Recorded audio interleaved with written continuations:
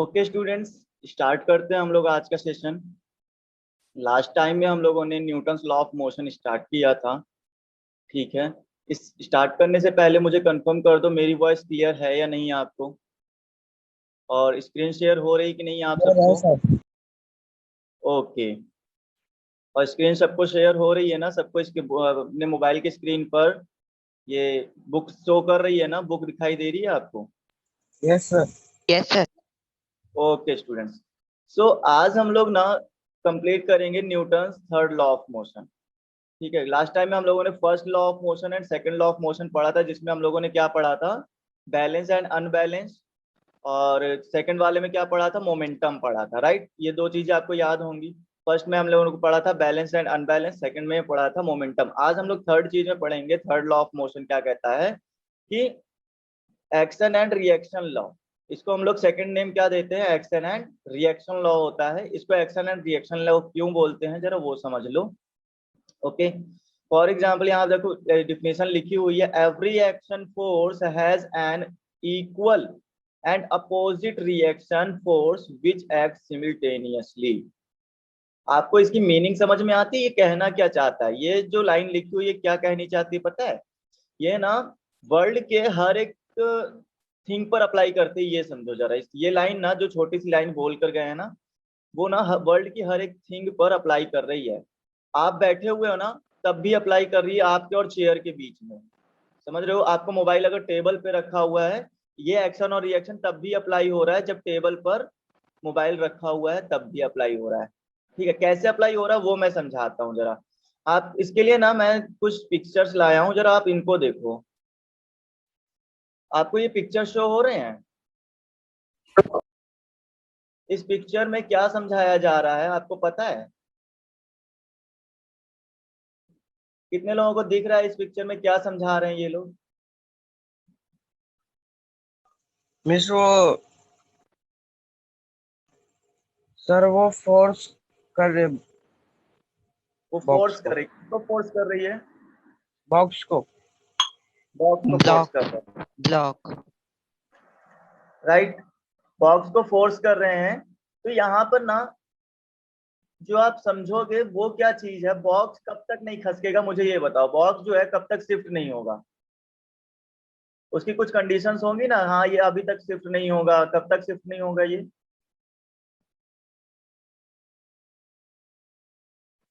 Sir चलो मैं box का बता, मास हाँ बताओ। सर बॉक्स का मास ज्यादा है। बॉक्स का मास जब तक ज्यादा रहेगा, वैसे बिल्कुल सही है। बॉक्स गुड बॉक्स मॉर्निंग का सर। हाँ, और बोलो बोलो। सर उसको वो लड़की को उतना फोर्स चाहिए पुश करने के लिए, वेरी गुड स्पीड आंसर। चाहिए। देखो ये लड़की ना, ये लड़की जो है इसके ऊपर फोर्स लगा रही है, और ये तब तक नहीं फोर्स, मतलब ये तब तक शिफ्ट नहीं होगा जब तक कि इसका जो लड़की वाला फोर्स है ना, वो बॉक्स के फोर्स से ज्यादा ना हो जाए। बॉक्स भी क्या करेगा, इसके ऊपर फोर्स लगाएगा, क्योंकि बॉक्स में भी तो कुछ ना कुछ मास मास है। ठीक है, मास है तो फिर इसमें भी कुछ ना कुछ वेट होगा। और जब जितना वेट है, अगर उस वेट से ज्यादा फोर्स लड़की नहीं लगा पाएगी तो ये शिफ्ट नहीं होगा। समझ रहे हो, यही है एक्शन और रिएक्शन। लड़की इसके ऊपर एक्शन दिखा रही है, ऑटोमेटिकली बॉक्स हमको दिखा रहा है कि नहीं दिखा रहा है ये हमको दिखता नहीं है, बट बॉक्स देखो उसके ऊपर रिएक्शन दिखाएगा। बॉक्स तब तक शिफ्ट नहीं होगा जब तक कि लड़की उससे ज्यादा फोर्स ना लगा दे। समझे बात को? इसे बोलते यस हैं एक्शन एंड रिएक्शन। आप एक्शन दिखा रहे हो उसके ऊपर, बॉक्स भी आपके ऊपर उतना ही रिएक्शन दिखा रहा है। ठीक है, और तब तक शिफ्ट नहीं होगा जब तक कि आपका फोर्स इसके फोर्स से ज्यादा ना हो जाए। ये बात आई समझ में कुछ? Yes sir. ये यस बात आ सर। गई?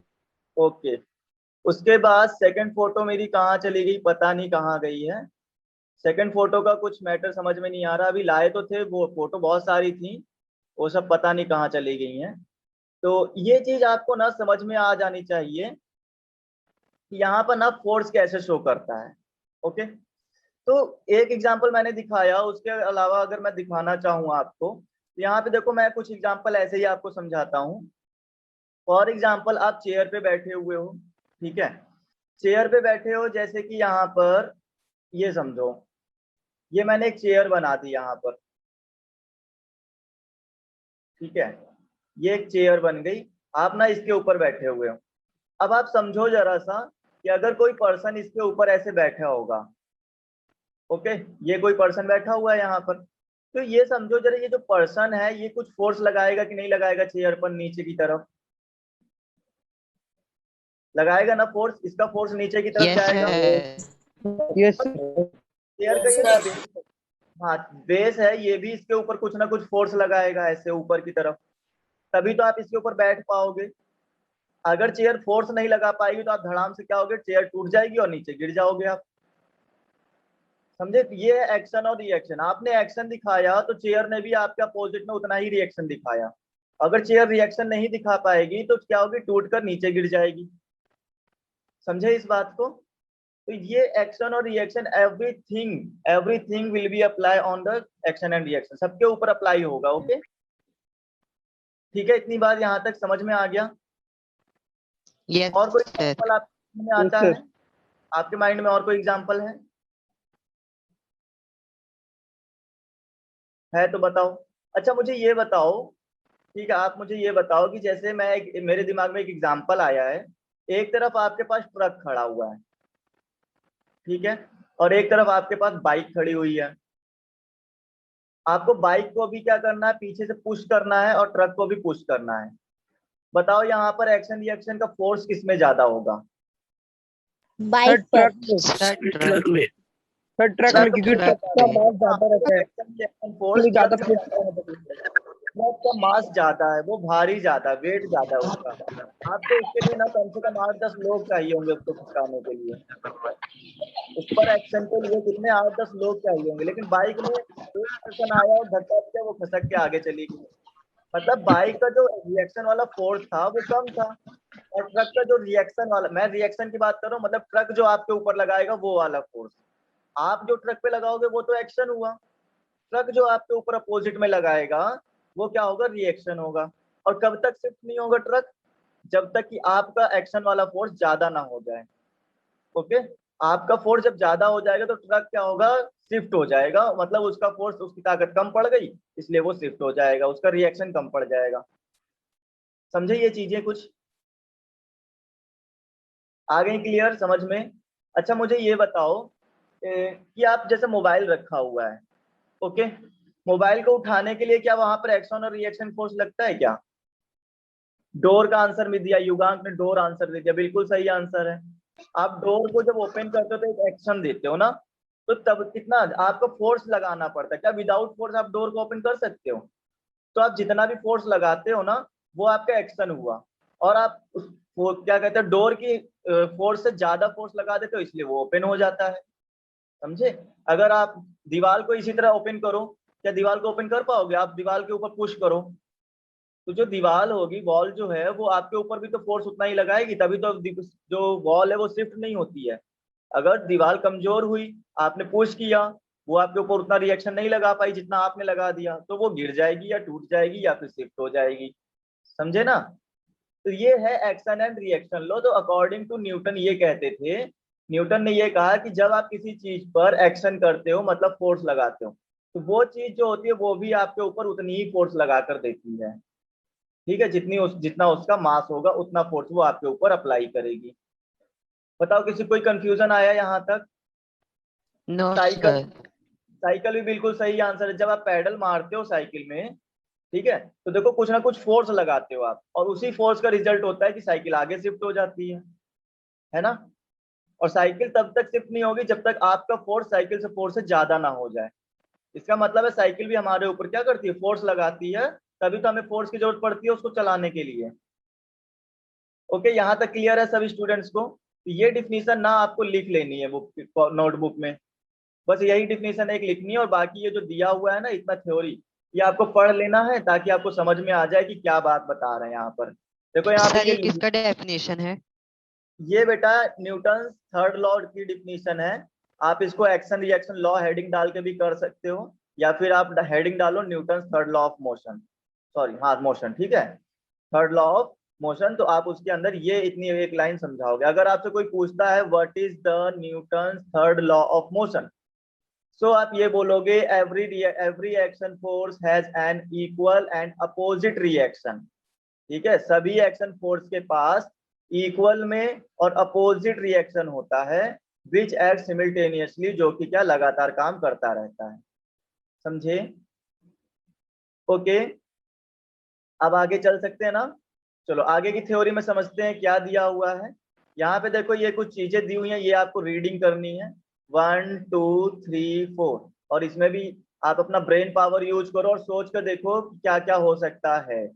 यहाँ देखो, while hitting a ball with a bat, bat से जब एक बॉल को हिट करते हो तो the speed of bat decreases, bat की जो स्पीड होती है वो डिक्रीज हो जाती है। आप इसको सोच सकते हो इस चीज को, ये जो बोलना चाहता है, जब एक बैटमैन बैट को आगे लेकर हिट करता है बॉल को, ठीक है, तो बॉल से जो फोर्स आता है वो बैट को रोक देता है, और बैट से जो फोर्स आया वो बॉल को पीछे भेज देता है। यहाँ देखो, बैट के भी थ्रू एक फोर्स दिया जा रहा है और बॉल के थ्रू भी एक फोर्स दिया जा रहा है। तो जिसका मास ज्यादा था वो कम दूर गया, जो जिसका मास कम था, जैसे बॉल का कम था मास, वो क्या हुई, ज्यादा दूर तक चली गई। तो ये चीज आपको ना सोचनी चाहिए और समझनी चाहिए कि ऐसा क्यों हुआ है। ओके, और आप बॉल सोचो, आता था। और आप ये भी सोचो कि एक्शन और रिएक्शन के फोर्स में, एक्शन और रिएक्शन लॉ में और कौन कौन से एग्जांपल बन सकते हैं, और आप उनको ना नोटबुक में नोट करो और उनके ऊपर थिंक करो, सोचो उनको कि हाँ ये चीज सही है या नहीं है। ओके बेटा, चलो अभी आगे चल सकते हैं हम लोग, तो आगे हम लोग समझेंगे। हाँ, यहाँ पे ना एक चीज और बताते हैं, जैसे ये चीज है, मैंने यहाँ पे देखो ये एक मिनट देना, ये देखो पिक्चर्स मिल गई हैं, तो जैसे आपको ये पिक्चर दिख रही होगी, ये पिक्चर में क्या दिख रहा है आपको, ये एक बुक रखी हुई है टेबल के ऊपर, ठीक है, एक मिनट देना, ये शायद शेयर होने में थोड़ा सेकंड ले रही है।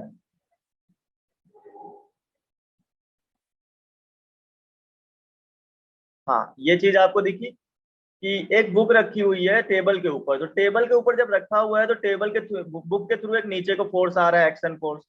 अगर टेबल मजबूत नहीं होती, टेबल उसके ऊपर उतना फोर्स नहीं लगा पाती तो टूट जाती, समझे, टूट जाती, तो इससे क्या होता, फिर यहाँ पर एक्शन रिएक्शन लॉ बेकार हो जाता, मतलब यहाँ पर एक्शन रिएक्शन लॉ कमजोर पड़ जाता। तो ये चीज समझ लो कि जो भी चीज काम करती है ना, वो किसी ना किसी के थ्रू काम कर रही है, और वो चीज भी उसी के अकॉर्डिंग उतना वर्क फोर्स दे रही है।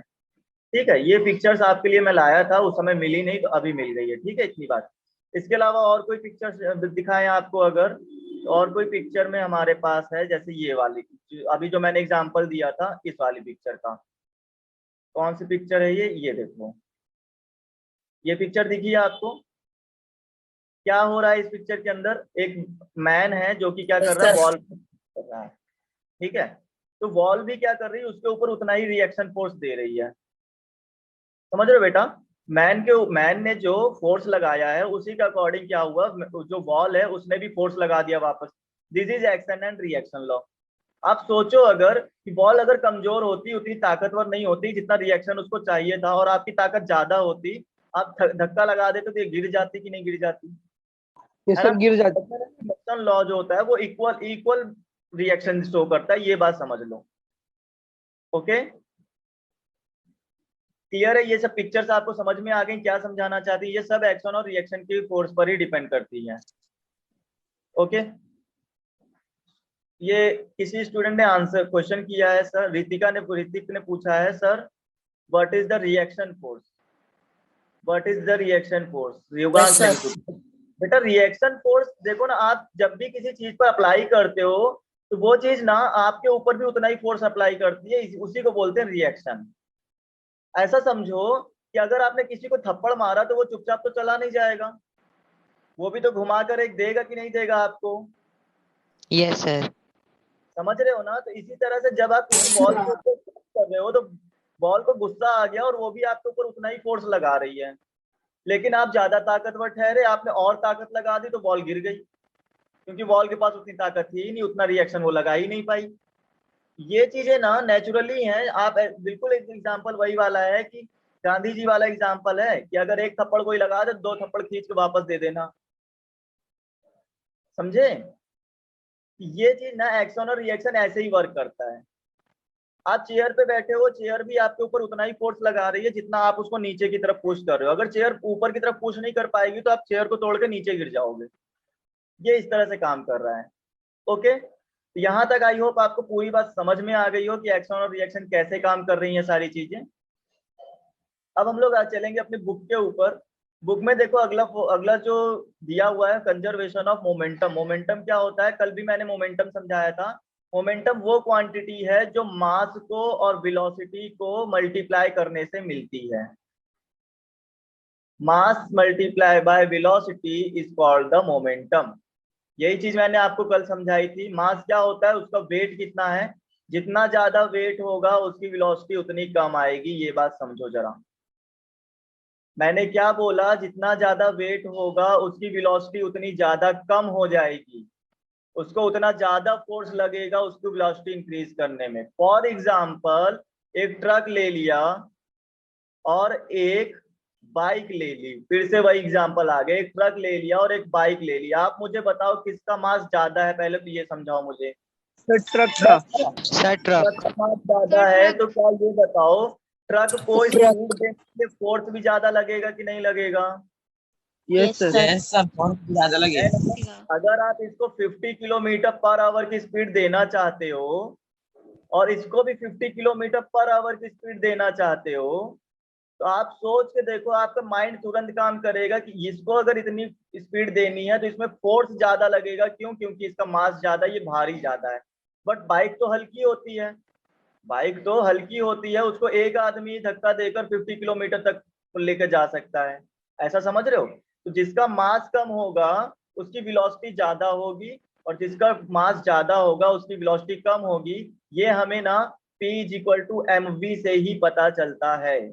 मोमेंटम जो होता है, मोमेंटम एक ऐसी क्वांटिटी है जो मास और वेलोसिटी को मल्टीप्लाई करने से मिलती है। ओके, ये बात आपको समझ में आ जानी चाहिए कि मास और मोमेंटम का मल्टीप्लीकेशन, सॉरी, मास और वेलोसिटी का मल्टीप्लीकेशन इज मोमेंटम। अच्छा, मैंने ये चीज कैसे कह दी कि मास जो होता है वेलोसिटी का अपोजिट होता है? आप जरा ये बताओ मुझे, कितने लोग जानते हो कि मैंने ये बात कैसे समझा दी कि मास जो है वो वेलोसिटी का अपोजिट होता है। अगर मास बढ़ेगा तो वेलोसिटी कम होगी, और अगर वेलोसिटी कम होगी तो मास बढ़ेगा। हाँ, इससे एक चीज याद आई मुझे अभी, लास्ट टाइम में पिछले लेक्चर में एक चीज थी जिसको मैंने समझाया नहीं था। मैंने कहा था कि इसको नेक्स्ट लेक्चर में कवर करेंगे। बेटा मैंने लास्ट टाइम में यहीं तक तो पढ़ाया था, शायद एमए तक ही, इतनी थ्योरी मैंने नहीं समझाई थी, और जबकि ये बहुत इंपॉर्टेंट थी। याद आया कुछ आपको? मुझे पढ़ाते पढ़ाते याद आ गया ये, क्योंकि उसके इसका काम आ गया ना वहां पर, ये मुझे याद आ। तो यहाँ पे देखो मैं इसको कंप्लीट कर देता हूँ क्योंकि ये इंपॉर्टेंट है। अगर ये समझ जाओगे तो जो मैं समझाने वाला हूँ अभी कंजर्वेशन ऑफ मोमेंटम में, वो भी समझ जाओगे। समझो, यहाँ पे देखो एक प्रोपोर्शनल का वर्ड ये बोला गया है, प्रोपोर्शनल बोला गया है बेटा। इसकी मीनिंग कितने लोग जानते हो? अगर मैं बोल दूं इक्वल, तो आपके माइंड में आता है ना कि आपको ये साइन यूज करना है, और इस साइन का मतलब क्या होता है, कोई टू पार्ट है और वो इक्वल है, मतलब इस साइड का पार्ट इस साइड का पार्ट इक्वल है, बराबर बराबर है ना। अगर मैं बोल दूं ग्रेटर देन या लेस देन, तो आपको समझ में आ जाता है सर ने इस चीज की बात कही है। अगर सर ने इस चीज को बोला है तो इसका मतलब है इस जगह पे जो वैल्यू होगी वो छोटी होगी, और इस जगह पे जो वैल्यू होगी वो बड़ी होगी। और इसमें अगर इक्वल में बात करेंगे तो इस जगह ये वाली जो वैल्यू होगी ये बड़ी होगी और ये वाली छोटी होगी। ये चीजें समझ में आती है? सिंबल आती है ना? Yes sir. तो greater than, equal, less than, ये समझ में आता है। तो प्रोपोर्शनल क्या समझ में आता है? प्रोपोर्शनल भी एक सिंबल है बेटा, क्या वो समझ में आता है आपको? Yes sir. हाँ, तो समझ में आता है तो आपको समझाना पड़ेगा बेटा। बताओ क्या होता है?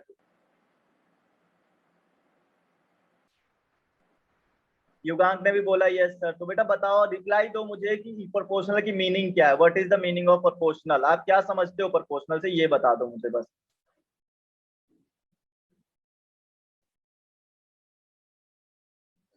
बताओ, जल्दी बताओ, किसी को बोलना है तो बताओ, नहीं तो फिर बोल दो सर मैं नहीं बताऊंगा, आगे बढ़िए, मैं आगे बढ़ के बताता हूँ। आपने बोला ना यस सर, तो बताओ ना, मुझे रिप्लाई चाहिए कि आपको आता है या नहीं आता है। चलो अच्छा, मैं ही बताता हूँ, मुझे आपसे उम्मीद नहीं लग रही कि आप बताना चाहते हो, ठीक है, बेकार में टाइम वेस्ट होगा। मैं शुरू करता हूँ। देखो, जैसे कि अभी आपने ये समझा था, अगर आप किसी डेस्टिनेशन पे जा रहे हो, आप अपने हाउस से लेकर, ये H फॉर हाउस हो गया, S फॉर स्कूल हो गया, समझना जरा, ठीक है। ये बताओ मुझे, अगर आप स्पीड दौड़ते हुए जाओगे, आपने हाउस से स्कूल तक जाना है और रन करते हुए जा रहे हो, ठीक है, आप रन करते हुए जा रहे हो, बहुत तेजी से दौड़ते हुए जा रहे हो, तो टाइम कम लगेगा या ज्यादा लगेगा? कम। टाइम कम से कम लगेगा ना। आप बहुत स्पीड में जा रहे हो, स्पीड आप यहाँ आप स्पीड में जा रहे हो, तो स्पीड में जाओगे तो टाइम कम लगेगा। इसकी कंपेयरिंग में अगर आप धीरे धीरे पैदल जाओगे यहाँ पर, ठीक है, आप क्या करोगे, पैदल जाओगे, तो पैदल जाने में आपको टाइम ज्यादा लगेगा, और दौड़ के जाओगे तो कम लगेगा। ये बात किसको किसको समझ में आई? यस सर, क्योंकि उसका फोर्स ज्यादा है। हाँ, क्योंकि उसको स्पीड ज्यादा है, आप दौड़ते हुए जा रहे हो तो जल्दी पहुंच जाओगे, जल्दी पहुंच गए इसका मतलब समय कम लगा। और अगर धीरे धीरे जाओगे तो फिर आप क्या, वहां पे टाइम ज्यादा लग जाएगा, देर में पहुंचोगे, है ना? ऐसा होता है ना, जब आप देखो स्कूल जाते हो, देखते हो अरे प्रेयर का टाइम होने वाला है और मैं पहुंचा नहीं अभी तक स्कूल में, तो आप अपनी स्पीड बढ़ा देते हो ताकि टाइम कम लगे, स्पीड ज्यादा हो गई। तो यहाँ देखो एक उल्टी चीज चल रही है, अगर आप स्पीड बढ़ाते हो तो टाइम कम हो जाता है, स्पीड को अगर ऊपर करोगे तो टाइम क्या होगा, नीचे आ जाएगा, कम हो जाएगा, उल्टा हो जाता है। ये बात समझ रहे हो? और अगर स्पीड को कम कर दिया जाए, आप धीरे धीरे जाओ, स्पीड कम हो गई तो टाइम ज्यादा लगने लगेगा। क्या ये बात समझ में आती है? कितने लोगों को ये बात समझ में आ गई है, बताओ? यस सर, मुझे आ गया। आ गया ना? बाकी स्टूडेंट्स को आई या नहीं समझ में आई? युगांक ने भी बोल दिया यस सर, मुझे आ गई।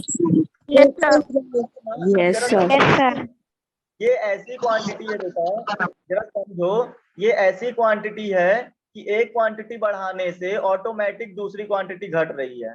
स्पीड बढ़ाओगे तो ऑटोमेटिक टाइम पर काम करो ना करो, ऑटोमेटिकली टाइम कम हो जाएगा।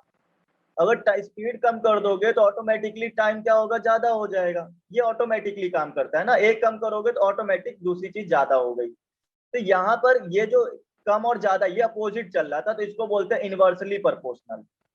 क्या बोलेंगे? Inversely proportional. इनवर्सली प्रोपोर्शनल बोलते हैं इसको। प्रोपोर्शनल है, प्रोपोर्शनल का काम होता है कि जब आप एक चीज बढ़ाओगे तो दूसरी चीज बढ़ेगी या घटेगी। ठीक है, वैसे तो प्रोपोर्शनल, अगर प्रोपोर्शनल बोला है तो सीधी सी बात है, बढ़ेगी ही बढ़ेगी। लेकिन अगर इनवर्सली प्रोपोर्शनल बोल दो तो वो उल्टा होने लगता है, मतलब वो घटेगी। फिर जब एक चीज बढ़ाओगे तो दूसरी चीज घटेगी, इसको बोलते हैं इनवर्सली प्रोपोर्शनल।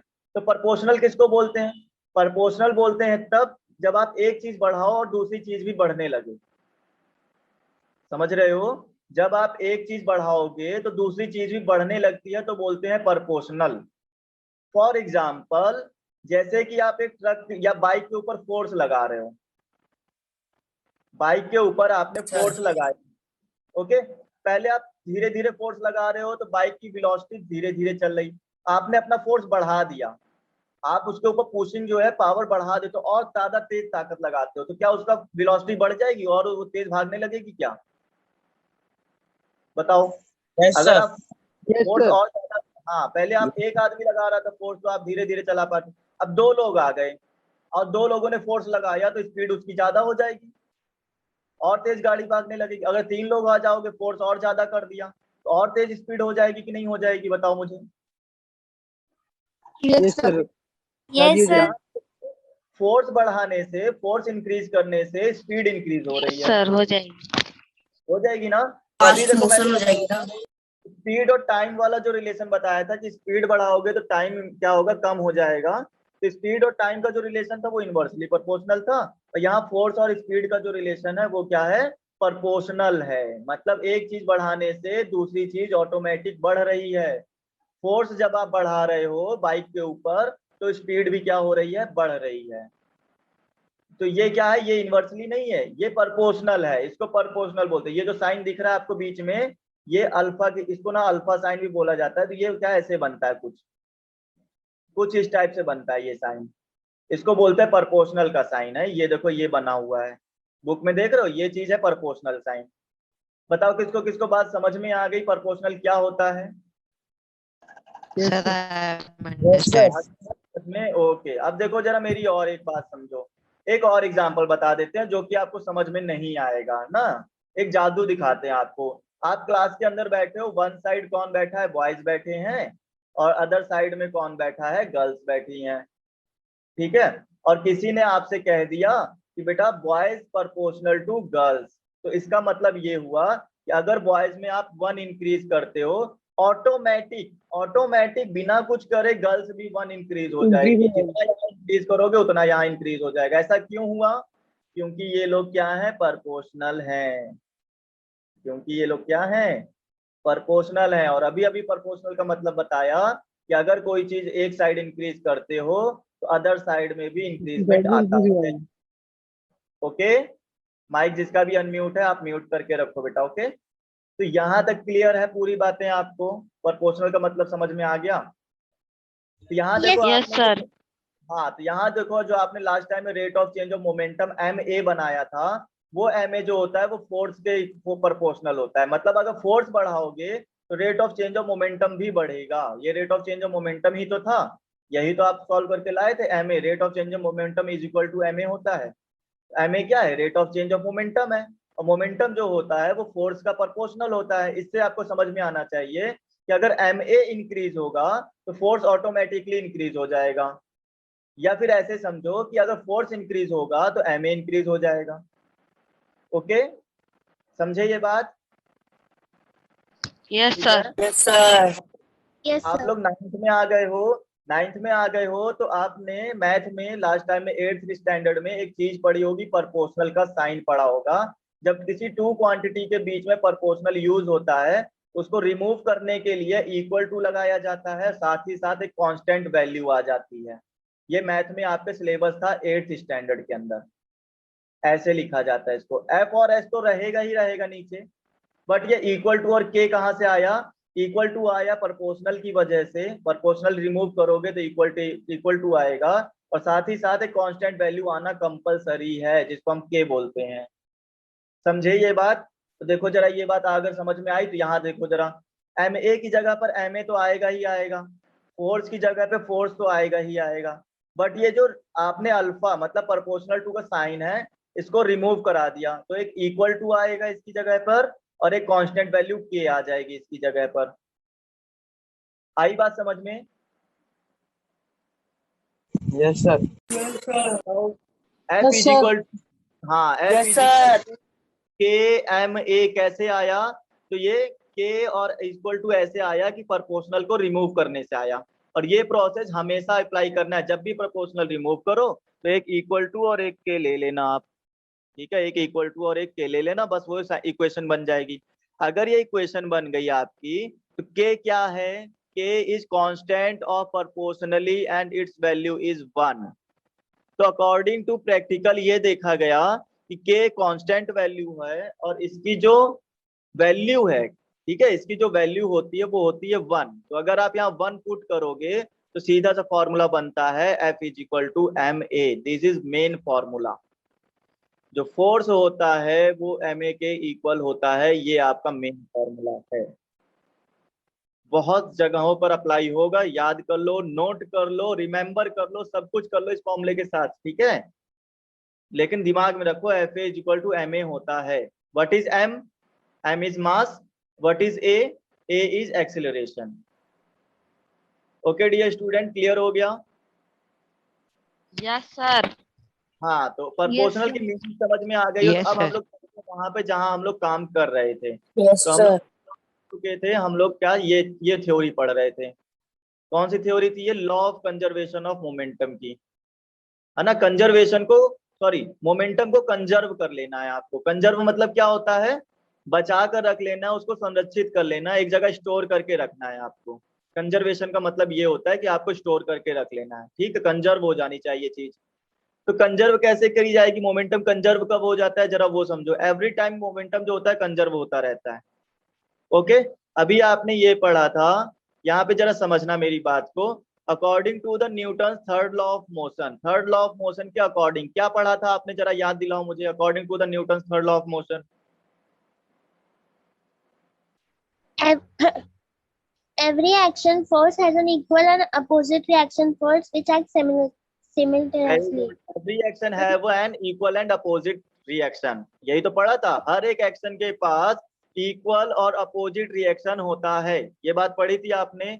फॉर एग्जाम्पल, आप किसी पे धक्का लगाओगे तो वो भी आप पर उतना ही धक्का लगाएगी चीज। ठीक है, तो जब आप कोई चीज पर, जैसे ये मान लो अभी एक बॉल खड़ी थी, मैंने कहा था और आप यहाँ से क्या, एक आदमी था और एक पर्सन जो है इसके ऊपर फोर्स लगा रहा था, ऐसे फोर्स लगा रहा था, तो इधर से एक एफ आपने दिया, ये तो हुआ कौन सा एफ, एक्शन वाला एफ हो गया, F1 इसको कह दो। वॉल भी तो आपके ऊपर कुछ ना कुछ फोर्स लगा रही थी, ये वॉल आपके ऊपर कुछ ना कुछ फोर्स लगा रही थी, उसको बोल दो रिएक्शन फोर्स, ये F2 हो गया। समझे कि नहीं समझे ये बात? तो देखो ये दोनों अपोजिट हैं एक दूसरे के, आप इधर से धक्का लगा रहे हो, वो उधर से धक्का लगा रही है, कौन, वॉल इधर से धक्का लगा रही है, तो एक दूसरे का अपोजिट है। ये जो फोर्स होता है, एक F1 is equal to F2, है तो इक्वल ही, है तो इक्वल ही ना, जितना फोर्स आप लगाओगे उतना, डिफिनीशन भी बोला था इक्वल एंड अपोजिट, जब अपोजिट है तो उसको शो करने के लिए माइनस साइन यूज किया जाता है, ये बात याद रखो। तो यहाँ पर आपको ये चीज दिख रही होगी कि F2 is equal to minus F1, minus क्यों आया, माइनस ये शो करता है कि जो फोर्स वापिस आ रहा है ना वो अपोजिट में आ रहा है। समझे कि नहीं बेटा, बताओ? Yes, sir. समझ Yes, गए? sir. ओके, हाँ, तो ये बात यहाँ तक समझ में आ गई होगी। अच्छा, अभी अभी आप एक फॉर्मूला पढ़ कर आए हो, F इज इक्वल टू क्या होता है, MA होता है। कितने लोगों ने पढ़ा ये फॉर्मूला, अभी मुझे को याद दिलाओ जरा, पढ़ा कि नहीं पढ़ा? F is equal to MA होता है, कहाँ पढ़े आप? जस्ट पढ़ के आए हो ना? Yes, sir. पढ़ा है ना? हाँ, तो जरा अब ये बात समझो आके मेरे साथ, मैं ये समझाना चाहता हूँ आपको, ये जरा यहाँ पे समझ के चलो। यहाँ पे देखो बुक में लिखा हुआ है, ये थ्योरम चल रही है, थ्योरम याद रखना जरूरी है, ठीक है? F2 is equal to minus F1 कैसे आया, आपको पता चला कि F1 जो है एक मैन ने फोर्स लगाया, F2 जो है एक पर्सन, वॉल ने फोर्स लगाया, और दोनों अपोजिट है इसलिए माइनस यूज किया। अच्छा, जो वॉल फोर्स लगा रही है, F2 वाला फोर्स लगा रही थी, उसका अगर फॉर्मूला लिखें MA में, तो ये 2 वाला है ना, तो यहाँ पे 2 शो कर लो ताकि पता चले कि ये M2 किसका है, मास किसका है, ये वॉल का मास है, और A क्या है, एक्सेलरेशन किसका मास का है, ये 2 वाला कौन है, 2 वाला वॉल है, तो ये एक्सेलरेशन किसका, वॉल का एक्सेलरेशन हो गया। समझे ये बात? तो इसीलिए यहाँ F2 के नीचे M2 और A2 लिखा गया है, F1 के लिए M1 और A1 लिखा गया। तो 1 1 सिर्फ ये शो करता है कि वो मास किसका है, ये शो करता है। तो जिसका F1 होगा, F1 मतलब जो कोई फोर्स लगा रहा होगा वो उसी का मास होगा और उसी का एक्सेलरेशन होगा। क्लियर है? 1 1 क्यों आया और 2 2 क्यों आया, समझ में आया ये बात? बताओ Yes, कितने sir. बच्चों को समझ में आ गई ना? हाँ, समझ में आ गया। Yes, sir. और मुझे ये बताओ कि अगर ए इसका फॉर्मूला पूछा जाए एक्सेलरेशन का, क्या वो v minus you upon T नहीं होता क्या? सर होता है सर। होता है। तो अगर A2 मैं बोलूंगा तो आप सबके पास 2 2 लगा दो, और अगर A1 की बात की जाएगी तो फॉर्मूला होता है v minus you upon T. तो 1 की बात की जा रही तो आप 1 1 लगा दो, समझो। ये लो, टी में 1 क्यों नहीं लग रहा, क्योंकि टी जो है ना वो कंटिन्यूसली चेंज होती रहती है, वो कोई कांस्टेंट वैल्यू नहीं है, ठीक है? तो इसलिए उसको हम लोग नंबर नहीं दे सकते हैं कि ये किसका है। टाइम को रोका नहीं जा सकता ना, टाइम को फिक्स नहीं किया जा सकता, इसलिए उसको हम लोग नंबर दे के रोक नहीं सकते। तो ये बात समझ में आई? अब जरा समझो यहाँ पर, ये v2 minus U2 upon T कैसे आया, ये A का फॉर्मूला यूज किया गया नेक्स्ट स्टेप में, और इसकी जगह पर ये भी A का फॉर्मूला यूज किया गया। A1 की जगह पर आ गया v1 minus U1 upon T, यही वाले फॉर्मूला तो है यूज किया है, तो ये आप तो जानते ही ऑलरेडी कि हाँ ऐसा होता है। बताओ, होता है? स्टेप समझते रहना बेटा, कैसे क्या आ रहा है वो समझा रहा हूँ। F का फॉर्मूला MA लगाया, A का फॉर्मूला ये लगाया। अब बताओ T इधर भी है और T इधर भी है, दोनों कैंसल आउट हो गए। अगर कैंसल आउट हो गए तो ये देखो क्या बचा, सिर्फ इतनी वैल्यू बची, M2 V2 minus U2 M1 V1 minus U1, बस इतना बचा हमारे पास। क्या कहते हो, आई बात समझ में? अगर ये समझ में आ गया तो फिर ये बताओ कि क्या आप मल्टीप्लाई करा सकते हो? M2 को V2 से कराओगे तो ये क्वांटिटी आ जाएगी, फिर M2 को U2 से कराओगे तो ये क्वांटिटी आ जाएगी, समझे? और फिर M1 को V1 से कराओगे तो ये क्वांटिटी मिली कि नहीं मिली, या ये देखो ये वाली, और माइनस भी तो है बाहर, माइनस का भी मल्टीप्लीकेशन चलेगा, माइनस प्लस माइनस आएगा और फिर माइनस माइनस प्लस हो जाएगा। जब ये माइनस वाला इस वाले माइनस से मल्टीप्लाई होगा U1 के माइनस से, तो ये देखो प्लस बन जाएगा, M1 और U1 आ जाएगा। क्लियर? जब ये इक्वेशन बन गई है, माइनस प्लस हाँ, तो माइनस माइनस प्लस होता है, तो देखो प्लस हमने यूज कर लिया। अब ये यहाँ पर ना ये समझ में आना चाहिए आपको कि जब ये क्वांटिटी बन ही चुकी है तो ना आप जो V वाली क्वांटिटीज है वो एक तरफ ले लो, बाकी U वाली एक तरफ। तो ये V1 वाली क्वांटिटी है ना, इसको इस साइड ले आओ, और ये U2 वाली क्वांटिटी है, U वाली क्वांटिटी है, इसको इस साइड ले चलो। तो देखो क्या आपने को समझ में आ रहा है ये देखो M2 V2 नीचे लिखा हुआ था, और ये V1 इधर आ गया तो पॉजिटिव में आ गया, ये देखो पॉजिटिव साइन के साथ आ गया V1, और ये वाली क्वांटिटी इधर चली गई है, तो देखो वो U2 इधर आ गया और प्लस के साथ आएगा, क्यों? क्योंकि ये माइनस में था। समझे ये बात?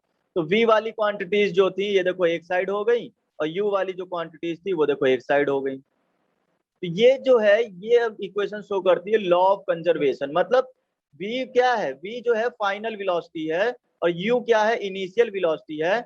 मतलब आप जब स्टार्टिंग में चले थे, स्पीड जितनी थी उतनी ही स्पीड आपने लास्ट तक कंजर्व करके रखी है, फाइनल वेलोसिटी तक कंजर्व करके रखी है। ये इस चीज को शो करता है। और क्योंकि आपको पता है कि मोमेंटम क्या होता है, mv ही तो मोमेंटम होता है, तो इधर वाला जो मोमेंटम हुआ p जो हुआ, ओके, ये मोमेंटम ही तो है, और इधर वाला p, ये p कौन सा होगा? ये इनिशियल p होगा। क्यों? क्योंकि u हमारा इनिशियल वेलोसिटी होती है, तो इनिशियल p जो है वो फाइनल p के इक्वल आ गया। तो जब आप जो शुरू में लेके चले थे वो लास्ट तक लेकर चल लो, मतलब कंजर्व करके रखा है, कहीं भी चेंज नहीं किया है, तो इसका मतलब आपका मोमेंटम कंजर्व है, और कंजर्व है तो इसी चीज को बोलते हैं आप लोग कंजर्वेशन ऑफ मोमेंटम। आगे इक्वेशन बनाना, इक्वेशन बहुत जरूरी है बेटा, इक्वेशन ना बहुत ही ज्यादा जरूरी है, आपको इस चीज से वाकिफ होना चाहिए कि कितनी ज्यादा जरूरी है। अभी जो एग्जाम्पल आप सॉल्व करोगे ना, क्वेश्चन सॉल्व करोगे, उसमें आपको समझ में आएगा कि हाँ ये कितना इंपॉर्टेंट है आपके लिए। ठीक है, बताओ कोई क्वेश्चन और कोई कंफ्यूजन है यहाँ तक आज की क्लास में? नहीं है? देखो अभी 1 मिनट से कम टाइम बचा है, अब जो भी कंफ्यूजन और क्वेश्चन हो ना वो आप मुझे नेक्स्ट टाइम में पूछोगे, ठीक है? हम लोग इसके आगे ये थ्योरी कंप्लीट करेंगे। आज की क्लास मैं यहीं खत्म करता हूँ, क्योंकि क्लास एक मिनट से भी कम बचा है, कभी भी अपने आप एंड हो सकती है क्लास। ओके, समझ गए? तो जितने भी क्वेश्चन और कंफ्यूजन हो इसको आप रीड करो, और अपना कंफ्यूजन लिख कर रखो कि हाँ मुझे ये पूछना है सर से, तो हम लोग नेक्स्ट क्लास में जरूर डिस्कस करेंगे उसको। Okay students? हाँ, रिया ने ओके बोल दिया, ऋतिक ने भी बोल दिया ओके। ओके, सब लोग ओके बोल दो, समझ में जाए कि हाँ अगली बार हम लोग इसको डिस्कस करेंगे। ओके युवराज, वेरी गुड, ठीक है बेटा। तो आज की क्लास यहीं एंड करते हैं, ठीक है? Sunanda, Abuzar, okay, bye sir. Bye all of you. Bye sir.